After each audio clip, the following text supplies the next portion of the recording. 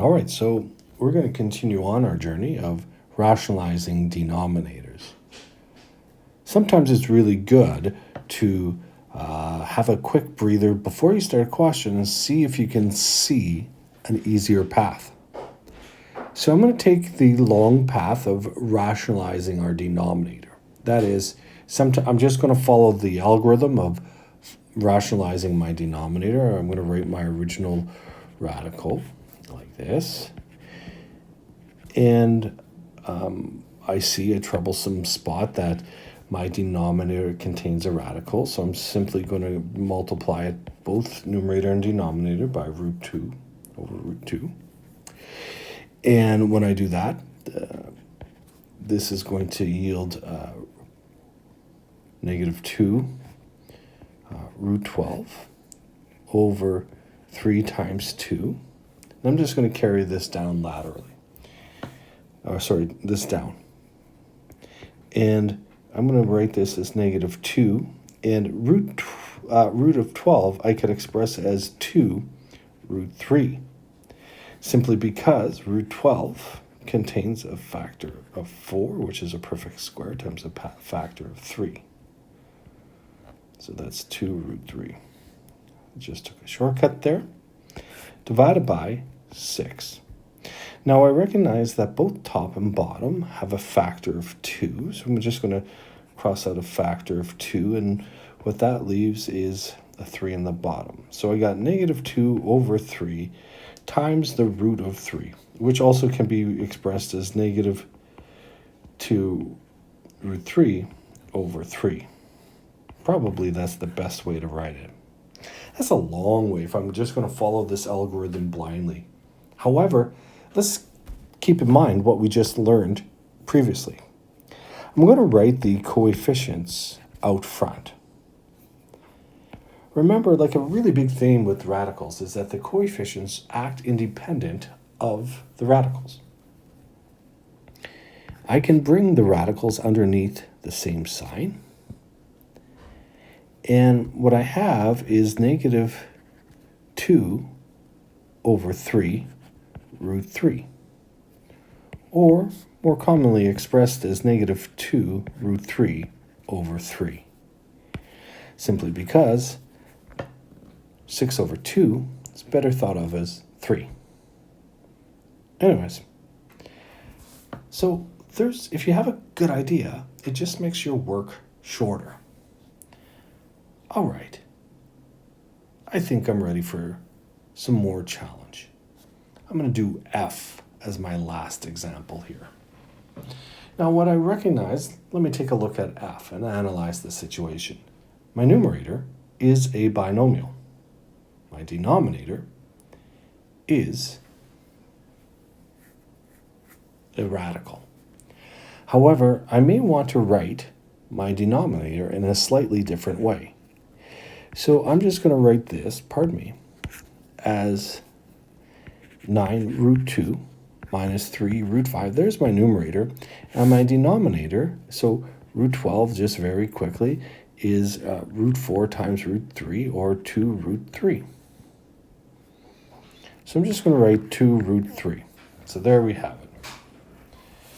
So what I'm going to do to both top and bottom here is I have this troublesome root 3 in the denominator, and we're just going to rationalize the denominator. I can do so by multiplying both top and bottom by root 3. And it may help it if I put brackets here. And that'll just help us recognize that we're actually doing binomial multiplication. So what we're going to do is we're going to multiply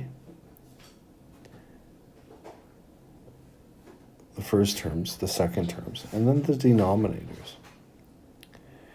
So let's get rid of the denominators. So 2 times root 3 2 root 3 times root 3 is 2 root 3 squared.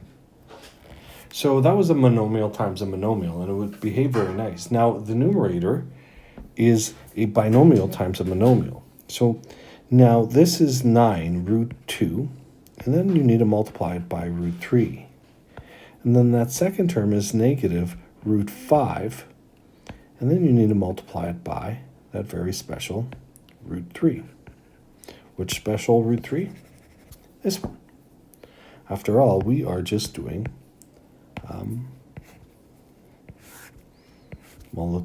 multiplication of a binomial.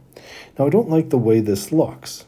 I'm going to extend this all the way through. Make sure that you're not writing an expression incorrectly. So I'm just going to clean up this first term here, 9 root 2 times root 3. I'm going to write that as 9 root 6. Now, this next term here, this gold term, I'm going to say negative 3. So that's negative 3.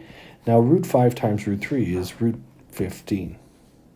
And in the denominator, I could write this as 2 times 3. So I'm going to divide both top and bottom. Well, actually, maybe I'm going too fast. Do you see the coefficients? 9, 3. Well, those are multiples of 3. I also have a factor of 3 in the denominator. So I can divide both top and bottom by 3. And if I do so, 9 root 6 becomes 3 root 6. Minus 3 root 15 simply becomes root 15. Divided by 2. If we divide the denominator by 3, it becomes 2. Now, I'm just going to maybe do this in a different way.